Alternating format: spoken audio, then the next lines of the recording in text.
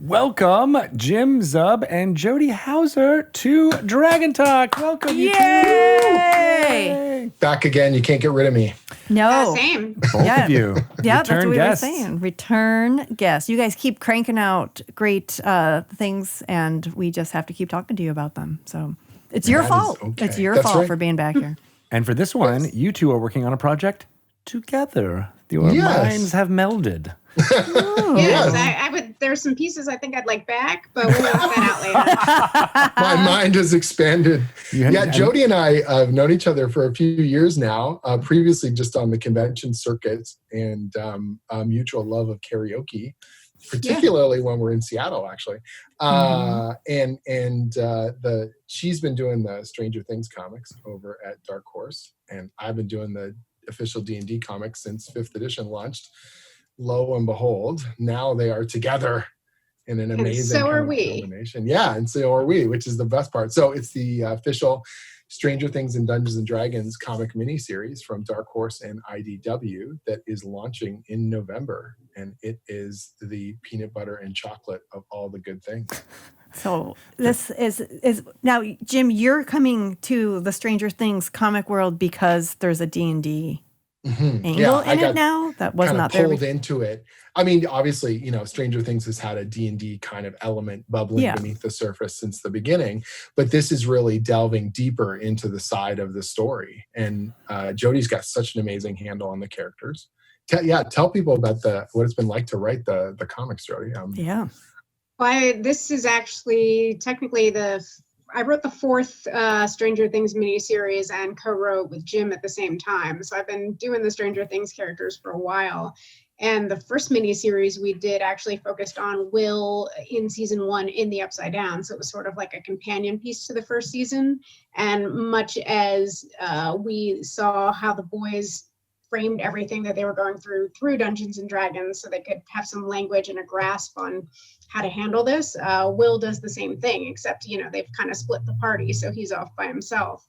And one of the things we did in that mini-series was do a couple flashbacks to their game sessions, because that was really the only way we could have the other boys in the comic, was to show when they were together, because they weren't for pretty much the entirety of the story. So, that was sort of seeded in from this very start of the Stranger Things comics. So this mini-series really delves deep into that aspect of it and just shows the whole history of the group as a gaming group. And it includes some of the newer characters that were introduced in season 2 and season 3, right? Yeah. We got Max in there as well. And of course, 11 has a big role to play. So what's amazing about the new comic is it really kind of shows their history of friendship framed through Dungeons and Dragons. So when the series starts, it's before the first episode of first season. It's literally how they discover D&D, how they buy their first kind of, basic set, how they meet Dustin, because he's not part of the group originally when they buy D&D. He meets them through the game. So one of the weirdest things was getting to write how the boys meet Dustin, their very first conversation in the cafeteria at school, talking about gaming and stuff like that. And then each issue kind of moves the timeline forward through the seasons, showing how they're changing, growing more mature, how their friendship is tightening. And we're showing both in-game and out-of-game elements and how they kind of weave in and out of each other as those bonds of friendship grow. And it's such a nostalgia bomb for me, because they're playing the same era of D&D that I grew up in. So I just get to attach myself to all those things and reignite kind of my memories of playing D&D in that era with my older brother and my cousins and all that kind of excitement we had at the table. That real raw energy that was coming across as you're discovering stuff with each new book and each new adventure, And for me, a lot of my current friend circles are because of long-term RPG games. So getting to see how the game changes and their relationships change over the span of a number of years, and obviously a little bit crazier stuff than me and my friends have gone through. We haven't fought any interdimensional monsters just yet, but not yet. Yeah. Just seeing how everything that they go through impacts both their regular lives and their game lives. This is really cool. Yeah, because I remember when Stranger Things first dropped, and I think I I was like off visiting my parents, and Bart actually like called me. I don't even think like we usually just text each other, but he actually called to say, Your I husband, just watched the most amazing show, and it's absolutely my childhood. You have to watch this, right? And because he was there, like, in the 80s, discovering D&D. So I love hearing. I also love that about Stranger Things, even though I did not play D&D in the 80s, but I loved seeing the friendship form, because of this game. So hearing the two of you talk about how you have these real life experiences that are helping to inform that really integral part of the story is. Yeah, and great. Jody and I are actually in a weekly game now. We're playing for fun with people. So we're playing D&D and other role-playing games every single week. And it's been a wonderful way to, keep ties with people that we care about and have that escapist quality. But also, before the game starts, everyone jumps on for about probably 20 minutes to half an hour. And we just, chat. How you been? What's new? How's everything going? And those bonds really matter, now more than ever. But honestly, yeah, it's been so nice being able to write a story that's the in-game stuff is tons of fun because I get to dig through the old books and pull out really weird little strange creatures and messed up stuff. But the character story and the emotional quality of why we play these games and why they matter and the friendships that form from them and how they last, that is really why we're doing the book. And I think what's going to make it extra resonant for people when they're reading, that it's not just a fantasy adventure. It's about, why we roll the dice and the qualities that make role-playing games so unique. And I mean, it was important because there is the history of both Stranger Things and D&D comics, and we didn't want this book to feel really ancillary to one or the other. We wanted it to really be a melding of both, which is why I think having us co-write it actually was probably the best approach because we're both coming from those two different sides. Yeah, absolutely. Did you guys focus on those? So like when Jim, you were doing the in-game stuff and Jody, you were doing the out-of-game stuff generally? Generally. To an extent, yeah. Yeah, that's cool. We definitely broke up each issue into composite scenes. Like one of us would outline the issue. Here's how I think structurally it should work, and then kind of bounce that stuff back and forth. It was a pretty similar process when I co-wrote an Avengers event that I did with two other writers. One person would sort of architect the issue. This is what needs to happen. Here's how many pages each scene will be. Here's where those scene breaks will happen. Here are your scenes, write those. And then we kind of Frankenstein monster the script together and then tinker. So sometimes you'd go, oh, that line of dialogue would work better over here. Or that's a great thing. Can we shift that a little bit? Or let's take, other elements and pepper them around. And so it's a really creative process, and it's a really fun one as well, because it's not just my writing and it's not just Jody's. It really does only work because both of us are doing it together. Just like at the table. We alternated the outlining of the issues too, so no one got stuck with too much work.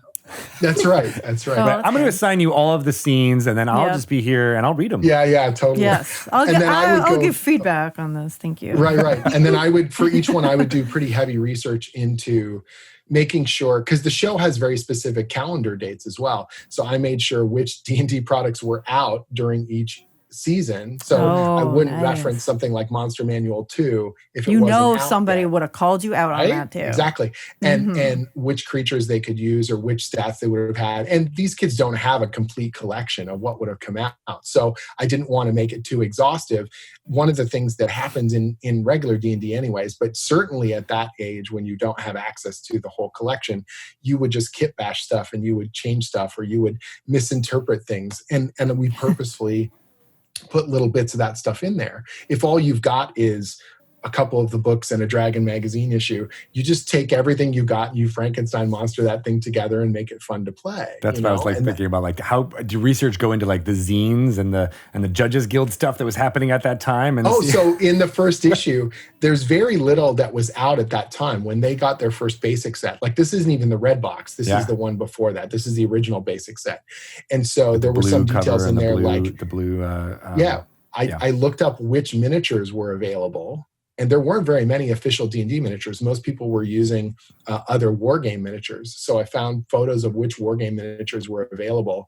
And we used, so those designs on the table or things like that. Or the fact that the original D&D set didn't have a D20 that went 1 to 20 because they were from a math set collection. They're 1 to 10 twice. And you would mark off half of the sides with a high 10 or a low 10.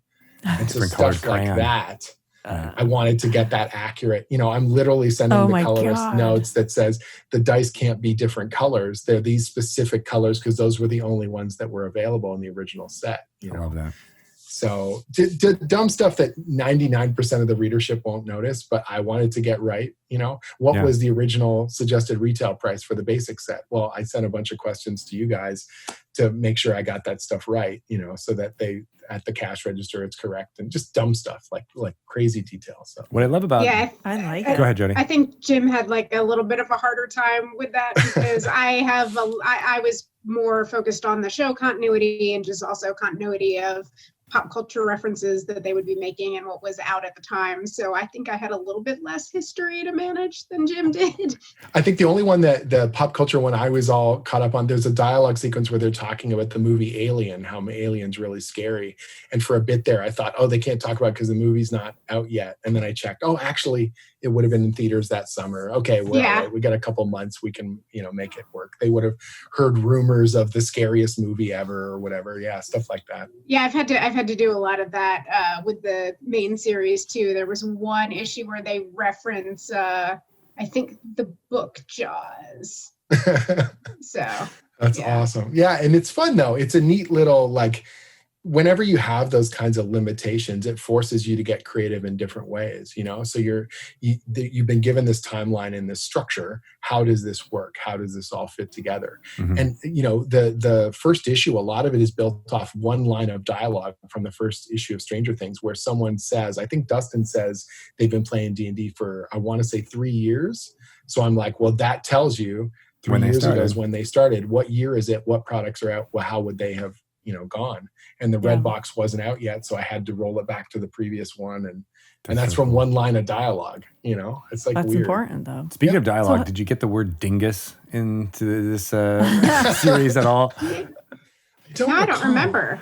I don't recall, actually. That was my favorite part of this last season, where that was used throughout. I love the series. The 80s slang or weird fun, I love when Lucas's shirts, he's always wearing ninja t-shirts or karate martial arts. I love Which that was such stuff. a big deal back then. Everybody had huge. their little It throwing was. stars and their nunchucks. Every kid wanted ninja stars in the 80s. It was great. Yeah. Teenage Mutant Ninja Turtles was in everyone's That's brain. amazing. It was. Yeah, it was so much fun to like I said, to re-tap into those feelings that I had at the table, and the pure creativity, because it didn't feel like there were any limits, and there are no limits. You can make the game whatever you want it to be, and it kind of reminded me of that as long as you were having a good time, and people at the table are entertained with you, then you're doing it right. And I think we need to all remember that. This part, the extrapolation that you guys are doing in this series is kind of expanding the part I loved about the show the most, which was that it wasn't just one storyline or one group of characters necessarily. It was the interactions between them, especially the metaphysical connections. It's not just these kids going through school together. It's that with the layer of them fighting this extraterrestrial monster or whatever, and then the other layer of them finding out themselves during adolescence in the game, right? With all the roles of happening within there. So Jody, what was it like trying to figure out how to keep things that were dramatic in one of those settings and keep them dramatic in those? And is that kind of theme explored in the series? I mean, I think so. And I think it helps that when you're a kid and you're especially starting to approach the teenage years, everything is dramatic. There's not anything that is sort of chill and cool. You will freak out about making sure that everyone has the right time and the right moments and experiences at the table, as you will about getting chased by government agents and giant monsters. Everything feels life or death at that age. And we did sort of delve into that a little bit because, being focused on the game, we were a little less focused on all the crazy supernatural stuff. Because a lot of this is more of sort of their downtime, because when you're on the run, you don't have time to stop and play a session, as we saw in the third season. People really wanted to play D&D. I can relate. So, but yeah, and also they're still dealing with a lot of experiences that were just crazy, and that's not going to fade away just because they are getting to sit around and play. It informs each other. filtering through some of the trauma that they've gone through because of it, and they're able to reframe it because of the game, right? There's a whole sequence about Mike not knowing if it's worth running the game again because they just fought real monsters. Who cares about sitting down to play? How's this going to compare? Right. And yet fantasy? he realizes how important it is because it's what holds the group together. And so there's some really cool kind of back and forth sort of emotional moments that we worked into it because of that. There's an old video that was produced in the 5th edition era. I think it was around the Loot Crate, the D&D Loot Crate thing, but it's one of my favorite pieces of D&D entertainment that nobody knows about because it encapsulates a lot of this about how it's really about the group of friends and the context. And it shows, people around a table as kids getting together and, it's a new kid, bring him into our D&D group. And then it shows them as adults. And then they're still together. They still have those same moments. And then one of their daughters kind of joins the group accidentally, and there's this nice passing of the torch moment. And I think the best D&D entertainment comes from that combination, or at least the reaction or the interaction between what happens at the table and then what happens in the fantasy world. Absolutely. But also new players bring so much enthusiasm and energy to a table and shake things up in a way that I think is really amazing. Agreed. I love introducing people to role-playing games because they they solve problems in very different ways because they don't come pre-built with the assumptions of the structural stuff that we're all so used to, right? So when I run a game for a brand new group and I say you can do anything, and they're like, what does that mean exactly? And I'm like, well, you tell me, how you want to react to the situation, and then I'll tell you what dice you need to roll or vice versa or whatever. And the moment that becomes true, that they say something kind of weird, well, I mean, I kind of want to, break the door down. And you're like, yeah, you can totally do that. Roll this and this. And their eyes light up because you're like, what? Because you're not used to being given that control or that input into your own experiences. You know what I mean? Or even within a video game, hundreds, thousands of options, there's still limitations, But if I say to you, go wild, you tell me what we're going to do, and then we'll see how that all plays out. There's something so pure about people's reaction to that. I love that moment when they go, oh, this is cool. You really do mean everything. Oh, yeah. So but then we're doing this, and then it's this weird interplay of, well, how far can we push this, or how crazy is it going to get?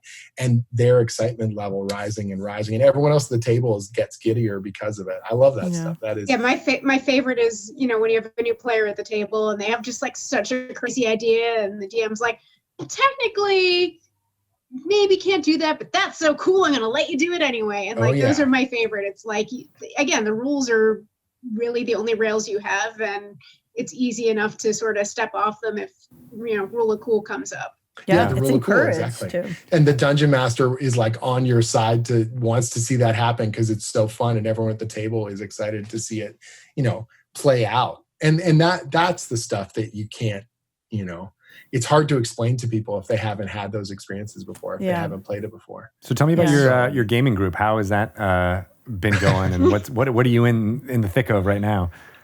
We're playing Edge of the Empire. We're playing Star Wars right now. Oh, nice. Yeah, so it's been a rotating series of games, which was kind of unexpected. I think we pulled together to play just a one-off adventure. And then what happened was we had so much fun doing it that someone else jumped up and said, I'll run the next game, and then I'll run the next game. And so now it seems like it's going to be this round robin of everyone's pulling out their favorite RPGs or pulling out their favorite old adventures, and let's have a blast with it, Yeah. Sweet. Yeah, my character, who is a teenage Tagorian giant alien thing, challenged Chewbacca to a fight yesterday. It went poorly. I knew it went poorly for who? Poorly for Chewbacca? Oh yeah, no. Chewbacca was what, adversary 3, I think. She should have let the Wookiee win. That was. To be fair, I was taller than him.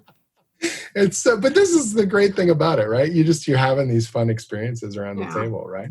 So I've played actually more tabletop games this year than I have in probably the 3 years previous, just because the technology's allowed us and given us more reasons to need that outlet. Yeah. It's been cool. I mean, there's a right positive. now, Jim and I are on opposite coasts, but we're still in a weekly game, which is normally we would have just played a few sessions throughout the year at whatever convention we happen to be at the same time. So. Yeah, and even that would be this breakneck thing you're trying to squeeze in between other. Right, and there's probably more drinking and catching up than actual play. Those for sure. Yeah, so that's one of the things that's kind of nice is being able to have that scheduled thing that we can dive into and the social that comes with it. Yeah. I think it's a bit of a replacement for those convention moments in a little bit, right? Because it allows the connections between writers and creators that would only happen in person. Absolutely. Yeah, it's been huge. But not just absorbing yourself on, mulling over the news. Like, let's give ourselves an outlet and let's give ourselves something else that we can focus on. And that's going to be each other and this fun kind of story we're going to build together. Yeah, absolutely. Yeah, so going back to you talking about going wild on things, but so Jody, I guess to start with for this question, but how much freedom do you have when you're writing a comic book based on a very popular IP? Was it up to you guys to decide how they met Dustin, or is that something that they told you this is how, but you can expand on it? I mean, for stuff like that, if there's sort of hints in the dialogue in the show, like Jim was saying, because Dustin, I don't remember the specifics of what he says in the first season, but when there's sort of the fissure in the friend group and Dustin is talking about how he came along and he didn't meet the kids until this point, but you two have been neighbors since you were like babies.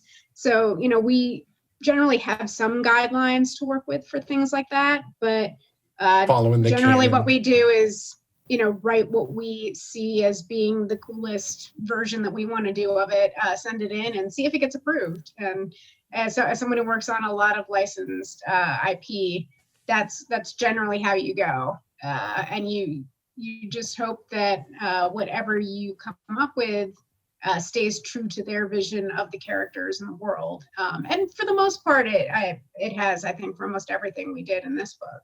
Yeah, part of our job as writers and communicators is to engage readers, but it's also to engage, it sounds weird to say, our clients, the license holders, and to convince them we've got the right solution, that this is, if we're excited about it, there's a reason for it. And I'm going to convince you with my excitement that this is the right path to take, because this is going to work with what you already have. And it's a cool thing on its own merits. You know what I mean? And so we did a pretty extensive outline for the series to walk through how each issue slides between the episodes, but also stands on its own as a cohesive story, the emotional context of what we were putting into it, and where we were, hitting certain pieces of the D&D canon, because we had to convince Wizards of the Coast and we had to convince, Netflix. And so it's like, all these people. You're good at that, though. Like, so far, so good. Like the Rick and Morty in Dungeons and Dragons. So my exuberance will bowl you over, hopefully, and make this happen, right? So you roll high in your persuasion checks. Yep. And the thing to keep in mind with projects like this is both Stranger Things and D&D are universes that are still going on in other mediums. They're still living, breathing entities. Yeah. So you want to make sure that you're not, cutting off a limb or something, right? And you're not doing anything that's going to sort of harm the overall story that a lot of other people are also working on. Right. You can't so just are be they like, meant to Dustin be like has a bum leg all of a sudden. Do not touch It's going to be consistent the whole way. Are they meant to like work in tandem with each other, like the comic book and the series, or is it like is it just kind of understood like, well, it's a different medium, so in this version Dustin does have a limp, but it has to work in the canon. Yeah. Okay. Yeah, it's meant to be canon. It's meant to, everything gets approved by Netflix. So it is all sort of intended to fit together with, not even just the TV show, but they're doing novels. They're doing, I don't even remember everything that they're doing for Stranger Things right now. But, something that's that big and has that many moving pieces, at the end of the day, the license holder is the one who's sort of overseeing everything and is in charge of the overall canon.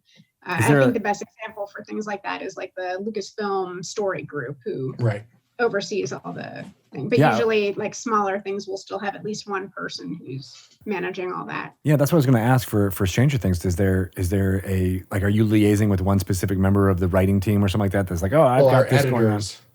Yeah. So we've got it's pretty extensive layers, because you've got the IDW editor for D&D side of things. You've got the Dark Horse editor for the Stranger Things aside, and we're trying to send material off to get approvals from both companies at the same time, so that it's following some sort of a regular production process. But that also has to include all the artwork, all the covers, all the solicitation text. It's pretty deep as a process. And I don't want to like make anyone feel like it's not a good thing. It is. And the feedback we get is usually really, really strong and very clear, if there is edits or things that need to be changed. But most of the time, if we've done our due diligence, and then it's about just convincing people, right, this is the right fit. Let's all go the same direction, Yeah. And a project like this is especially handy to have a good editor, because that's really the person who has to liaise with the different licensors and their own, publisher people. And it's a lot. It's a lot. I guess And in some fans' mind, they might think like, oh, Jody and Jim, they get to sit down with the Duffer Brothers and go over not exactly. all these things. And But no, there's tell all the these Duffer layers. Brothers, this And in is some what's ways, gonna that's happen. probably better, because then it's not like there would be intimidation or anything like that. But there's, they've probably got a much different story that they're concentrating on, and you want to concentrate on yours. And there should be some separation so that it doesn't feel like one's just echoing the other. Yeah, when we're not trying to tell the same story, that's the important part. This has to stand on its own, and it has to work as well, And then you've also got an art. So Diego Galindo, the artist who's doing the series, and he's doing some of the covers as well. He's phenomenal. He's hitting this perfect balance of, they look like the kids, but it doesn't look so photo referenced that it's stiff, which you can have a lot of times when you've got these kinds of actor likenesses. And I'm sending him just reams of reference from first edition D&D. So it's like the orcs have to look like first edition orcs. They can't look like stuff from later books, not the pig snouts. Here's what the front and the back of the book looks like. So if the kids are holding up the book, they've got that thing, or that's what the old DM screen is, or or the dice, or any of that stuff. So those kinds of details are the things that would be mostly invisible, or you just assume, oh yeah, of course the artist has to draw all that, but someone has to tell them, and someone has to make sure that it's all hitting the mark on that stuff too. So. Yeah, even if they don't. Sorry. You go on, Jody. As I say, one of the really fun things about this project was getting Jim's lengthy D&D history emails, because it was, as someone was it fun? No, it really was fun. I'm someone who didn't start playing D&D until 5th edition, so I knew of it, right? And I'd almost done a play by email of 3, I think, 8 million years ago. But so my understanding of the system is all very, very modern. So getting to see where it came from it was really fun. Yeah. One of the things that was weird for me was fans will love that when they get the series. We're like, they'll for those, because there's many people like you, Jody, at this point who have only really come in on 5th edition, and then this is a nice way. Other than reading a history book or looking at those old manuals, but you'll be like, oh, that's what it was like, and isn't it so cool that this changed? Or I want to bring back some of this older stuff. And we don't want it to be like a dissertation on the rules. So we're, it's more flavor text that happens in the background. But I had to remind myself some of the rules that I had just forgotten about because I haven't played first edition in so long. So I was like, how does initiative work in the original game? Because I've been rolling D20 so long for those things. Same thing with saving throws. Now it's like, no, that's a D12 or that's a D8 or a D6 or, okay, how does that work? Some of those little things. There's a whole sequence where the kids are, Mike's getting all worked up about the way some of the bonuses, and he's like, oh, but Will's character could die in the game, and if he dies in the game, then he can't. I don't want him to remember that he almost died out in the upside down, or stuff like that. And so I get to be dorky and pedantic about the rules, but for an emotional reason, because I remember obsessing over the rules like that. Those structures become something you kind of hang your stuff on when you're a kid. There's a certain age where you want to codify everything. You want there to be rules about life because you don't understand how life works. And so something like D&D or the official handbook of the Marvel Universe, I poured so much of my attention into them because they told me how stuff worked. Right. And as Jody was saying, when you're an adolescent, everything is the biggest deal. So the fact that, wait, I thought I was supposed to get a +2. I'm only getting a +1. You're cheating. What's going on? Yeah, exactly. That makes sense. And we would use the books as a stopgap for social interaction, where it would say, well, if it's in the rules, you got to let me do it. And of course, everyone in a modern game with adults, you're like, hey, this isn't working. People aren't having a good time. Can we talk about this? But back then as a kid, you're like, well, says it in the rules. I guess Yep. we got to do it. You know, like you just have no other context for how stuff's supposed to function. Right? Yeah. So That's it's awesome. hilarious. Well, I can't wait for this series to start. When is the first issue going to be ready? When can people pick it up? Issue 1 is November 2nd. And it is coming That's up. fast. And so people can pre-order it now from their local comic book shop or online comic retailer. And it's going to be a beauty. 4 issues. It's going to be sweet. Yeah, we are super stoked. November I'm 2nd, surprised then. that you actually had time to write it, considering how much research you were doing. Like, how much did the red box cost? That's actually why Jim wanted to write this, I think, so he could do all the research. Yeah. I can always justify now buying first edition books as a business expense. Research, That's really the most important thing.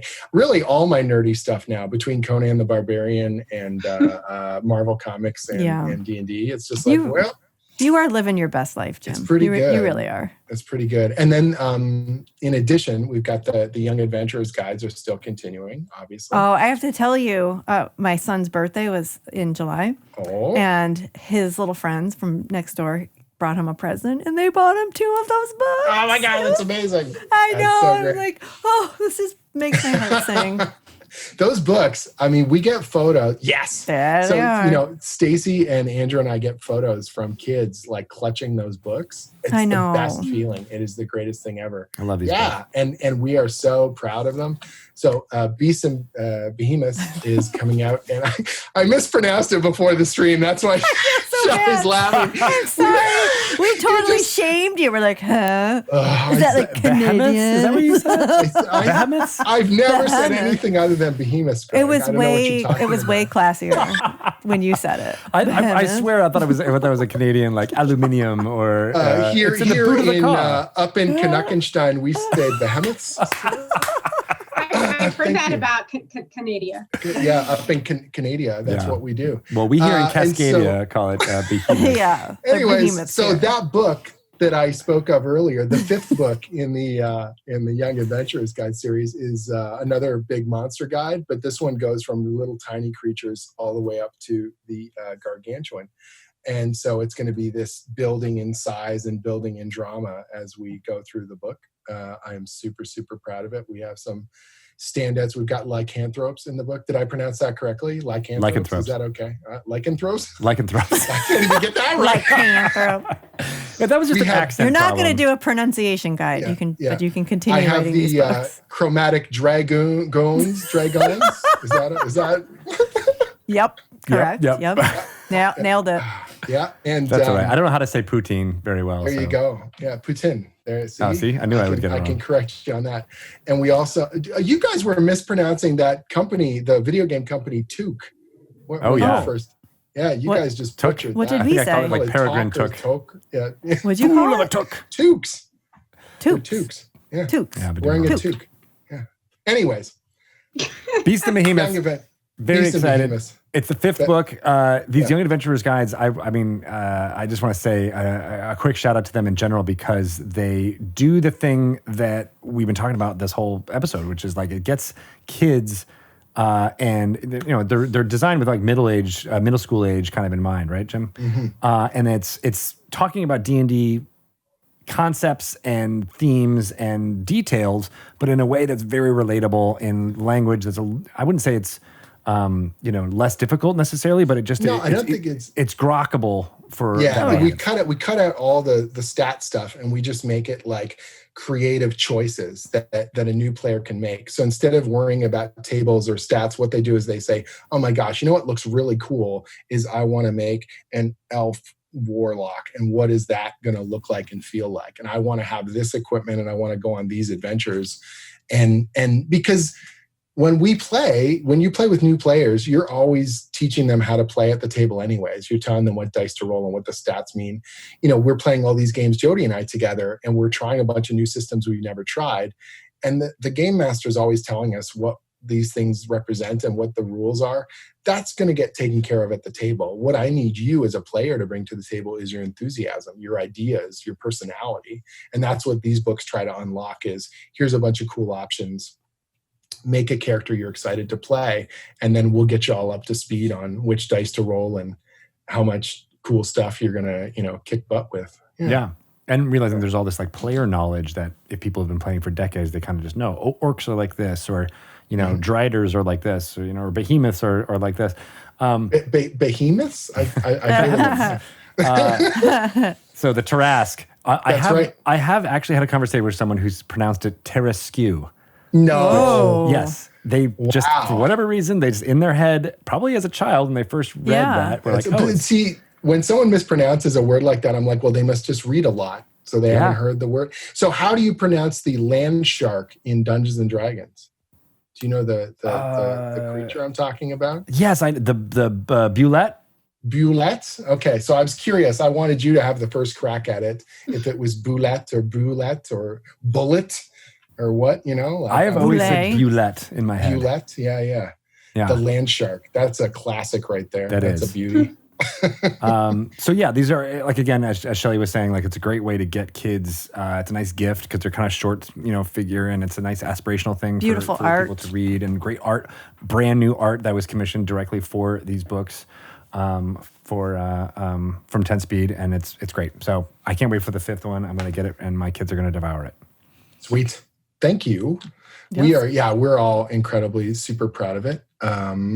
What else you got going on, Jody? I think you got another comic announcement that just popped up. Oh, yes. Just announced the same day we were recording this, there's going to be a 3rd volume of Critical Role Vox Machina Origins. So we're going to keep following the adventures of Vox Machina before the Critical Role stream started. So you can see those early adventures where the characters were still sort of bonding and leveling up and doing all kinds of crazy shenanigans. Which characters does this series follow, or is it just all of them together? All of them, pretty much, yeah. It's there's some fun stuff. I don't think I can really say much more yet because I don't think anything else has been announced. But how much research does that take? Like, have you hours and hours of Critical Role, hundreds of hours of Critical Role? Like, how does that get distilled down for you? Well, this is interesting because since this is all prior to them actually doing the, live stream show, there aren't really recordings so much, but there's, they have talked about a lot of these events. So there are, wikis and write-ups about these events. So I can fact check to a certain extent, but a lot of times, it's looking at where the characters ended up and then sort of tracking them back a little bit because you saw how they grew. So you sort of know where they needed to come from to a certain extent to get to where they did. And do you get notes from the whole cast when you send a script in? Or? A fair amount, definitely. Liam's sort of our main coordinator person, and Matt, of course, because he's the DM. He's the one that sort of built up this world. But yeah, I definitely have gotten notes probably from most of the people about their characters at some point or another. Even if it's just like good line like that. What I love about this whole thing is I was a fan of Dragonlance when I was a kid, right? And there was those chronicles that had a similar thing with a party of adventurers getting together. But there were all these prequels that were published afterwards of like, oh, let's find out what happened to not Silver Moon, but the characters before and how they got to there, and all the stuff that's referenced in that opening scene in Solace and like how they got there. And this feels very similar to that, where it's like, oh, you get a peek to these characters that you love, but here's how they were formed. Right. And especially like when you're playing lower level D&D characters, you're not like nearly as badass. That's where a lot of the really like silly things can happen. So yeah, it's pretty fun, sort of finding the balance between how the game would have gone, but also just making it a actual story. You don't want it just like a transcription of a D&D session, because the magic of the D&D session is for the people at the table. This is taking the ideas and the stories that they had and making it a new thing in a new medium. And just like a D&D thing, there can be small moments that happen that may even pass notice, except for a fan who's like, oh wait, that ends up having a big effect in episode 94 of Critical Role and things like that. So that's got to be a lot of fun. Oh yeah, for sure. Doing D&D as a comic, I find so interesting because you're trying to get that energy of the table, that idea of yes, this is a fantasy story, but there's also this kind of spontaneity that ends up happening. So I know when I'm writing like action scenes, I always want them to feel a little more frenetic and unexpected, because then to me that feels like the unexpected roll of the dice. Like, oh, you get, characters miss and fumble and crash, and now things are even more dangerous. It's almost like, that kind of builds even more tension. Yeah, and that's one of the things Olivia especially did great in volume 2 was, it's when you're doing an action scene, you don't want to have one person do a thing and then another person do a thing and another person do a thing like you do at the table. Like everyone's going at once. Right. So she did an amazing job with just having these like big splashes of like everyone attacking and everyone clashing at the same time. And like, that's, I think, the closest you can get to the feel of like a crazy combat scene in a comic. Very cool. That's awesome. And so Jim, volume 2 came out in last month, right? Yeah, the trade collection is out. So for people who missed either the individual issues or were waiting for the collection to stick on their bookshelves, that is out now. And that's from Dark Horse as well, right? Yeah. Yes. Nice. Sweet. Synergies. Awesome. Yeah. Yep.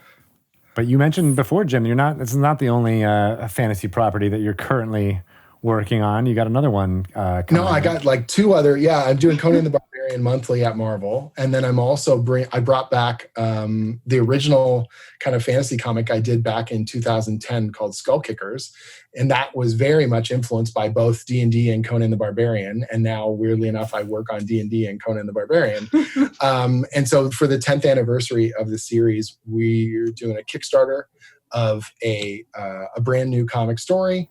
It's called Caster Bastards and the Great Grotesque.